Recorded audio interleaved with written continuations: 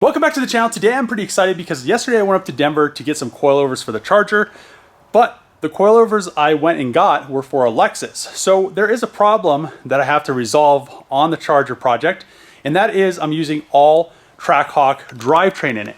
The issue with using all Trackhawk drivetrain is the struts, and there are quite a few differences, but right now my issue is the struts. So on the Charger Challengers, the front strut uses a fork, which wouldn't work on the Trackhawk because, like I've showed you before, the front strut goes into a fork and has a shank on the bottom. So what I also needed to do was continue to have the strut at a comparable length so it's not too long. The Trackhawk ones with the fork are like this long down here, and it would have sat the car way too high and we would have had all kinds of suspension geometry issues. So what I ended up doing was I went to Denver last night because a set of all-wheel drive Charger coilovers popped up.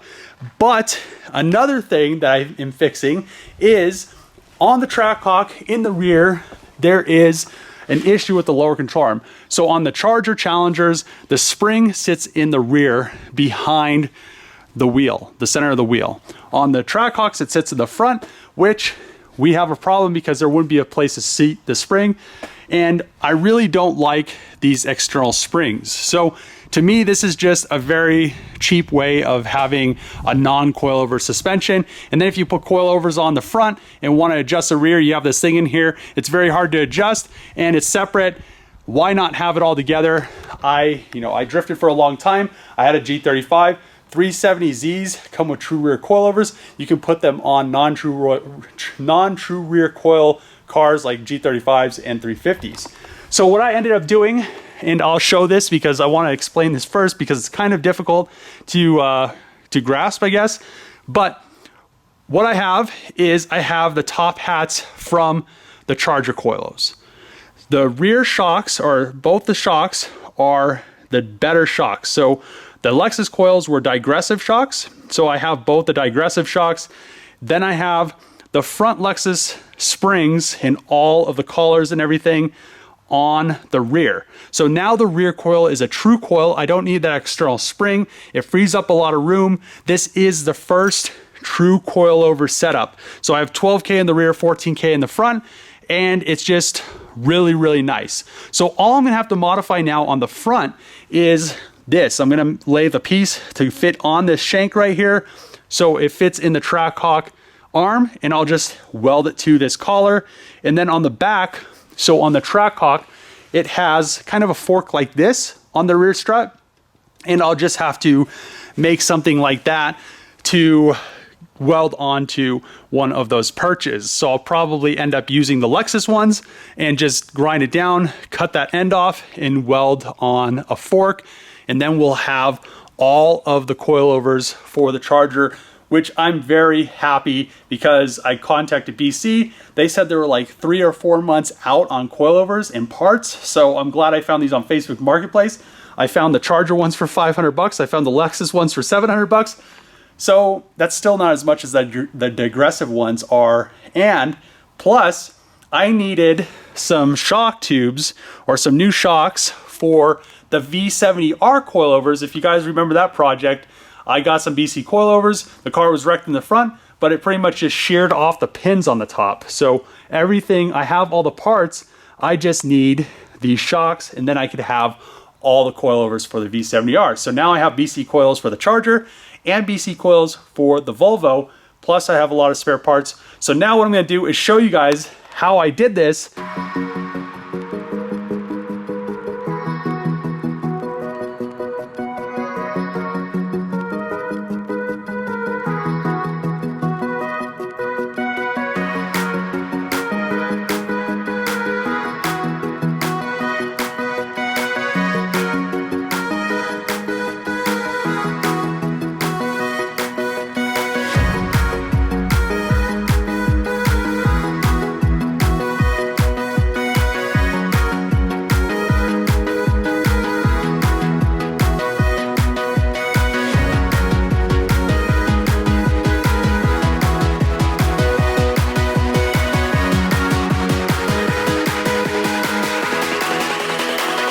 dos, tres.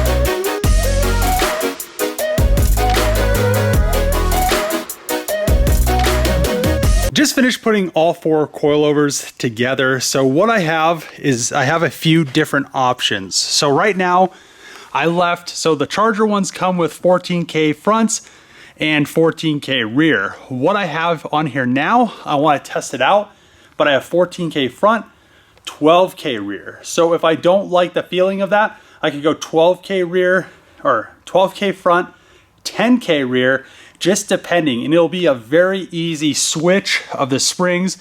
I don't have to worry about, pulling the lower control arm down or adjusting a bunch of stuff really crazy. I could just, drop, pull the collar down just a little bit, drop that top hat, and just really easily change spring rates on the front and the rear. So that'll be a really, really good plus. You can see 14K right there, 12K back there. So, I knew it was going to work, but I was told that it wasn't. So I wanted to make something work, but then I needed the top hats, and I just really wanted to get this stuff done. And fortunately enough, it did come together. The one thing that made me really think it was going to work was because I got struts that came off cars that don't have camber plates. So if it did have camber plates, the shock tubes are actually a lot larger and it wouldn't have worked, but I knew that, BC is going to use all interchangeable parts because they don't want the cost to be super high. So this is really good. Now I have my coilover set up. I'll modify the bottoms or the bases and we'll be good to go there. But what I'm going to do now is start working on finishing this fixture so I can get the rear subframe done. Once the rear subframe's done, we can put the coilovers on. We can have all the Trackhawk stuff in there, and we'll have all of this stuff pretty much buttoned up. So really all I have left to do is I'm going to make a top part of the fixture. And the reason I'm doing that is to get the upper pickup points for the suspension or the lower control arm, since the subframe is upside down. And this suspension pickup point right here, I'm going to just come off with an arm just like this and straight over, and we'll have that point. This point right here is in line, like I said before, with the Charger subframe mount. So I'm going to have this on the other side of that mount because the arm can't go through the mount, and I'll just have to make a custom arm for that. I think it's a traction rod on both sides, but the rest of the arms line up perfectly. So on the back, I'm gonna make this a little bit different. So as you can see on the Trackhawk subframes, and this must be why you have to brace these diffs and why they have issues breaking. So these 2 pieces of metal, or this is 2 pieces of metal, and this bushing goes through those 2 pieces of metal.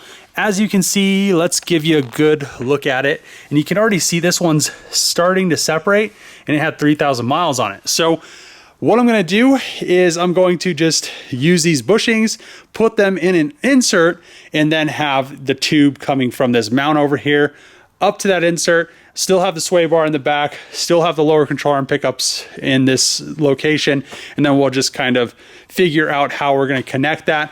but I will be a lot safer doing that, and I won't have to worry about the diff having issues, breaking, or having a brace or anything like that. And then in the front, it is pretty welly, you know, it's on a solid piece of steel. So let's get to work on this, get the rest of this, you know, the rest of the suspension geometry buttoned up.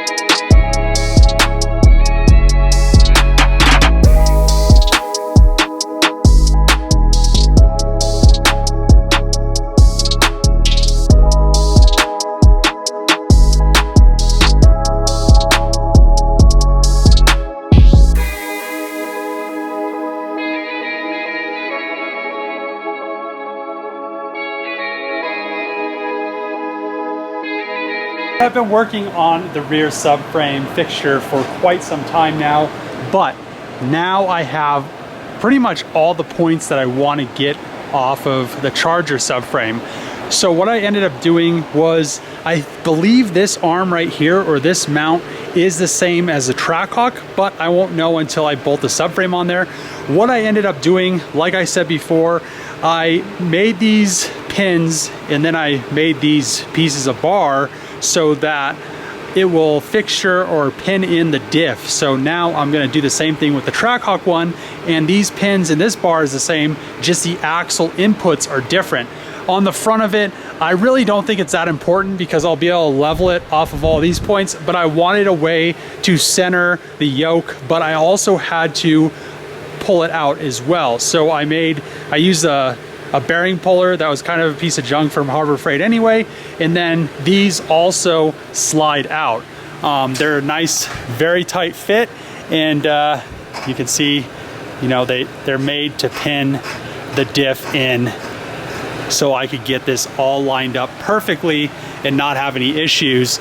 And then like I said before, my thought process is all the suspension geometry is going to go off of the axle center, because that's going to be the center of the wheel opening. So like I showed you here, we have all 4 points for the Charger subframe to bolt it in the Charger. We have the center of the axle stubs and the center of the diff, and we have those arms back there. So what I'm going to do now, actually the only other thing I want to pull off this subframe is these locations for the exhaust hangers, but I'm going to wait to do that until I get the whole Trackhawk, all the suspension arms on there, and figure out where the diff's going and all that stuff, because I don't want to get to a point where this is in the way, because I'm going to have a bar that comes out. Something probably like this, it's not too important, you know, how accurate this is. It could be off probably, you know, 5 to 10 mil and still be okay, but you know, I will end up getting those in a pretty good location, and they're gonna be pretty consistent, so don't worry about that. But yeah, let's get this subframe, this diff, off of this fixture, and then put the Trackhawk subframe, Trackhawk diff on here. I now finally have the Trackhawk subframe and diff in the Charger fixture. So those mounts that I had going right here for the Charger mounts that were right here, these were very, very close. The only issue was that it just wasn't, because this is a kind of an oval and the other one was just a normal bolt hole, not adjustable. But the issue is this wasn't far enough out. So that will be, you know, that'll be fine because I'm using all Trackhawk suspension. The one thing that I'm kind of not really concerned about. This mount right here is pretty much in line with this, so I'm gonna have to put the subframe bushing, which is right here. I made all this stuff on the lathe, but that's gonna have to go there. And then I'm gonna have to make this on the other side of this, and then I'm just gonna have to shorten that arm. So it's not that big of a deal. Over here, this is pretty much in the same position. So I'm going to just, you know, do the same thing. These are where the lower control arms go, and then I'll have to pretty much just get everything out of here with the subframe. Once I got all the suspension and everything mounted up, I may for now just use these horns on the inside and the back, and then just cut all, or use this part of the subframe and cut all of this out and then run tube. But we'll see how it goes, because I don't know if I really want to be making all of these pieces right here, which we'll see. But it is coming along and I'm pretty excited about it, and it is gonna be a really nice subframe. It's gonna be all tube and be a little nice once it's powder coated. So I guess we'll see where it kind of goes from after we finish it up. But I'm gonna end the video here. If you like these videos, make sure to click that subscribe button, throw a thumbs up, throw a comment below. As always, see you guys next time.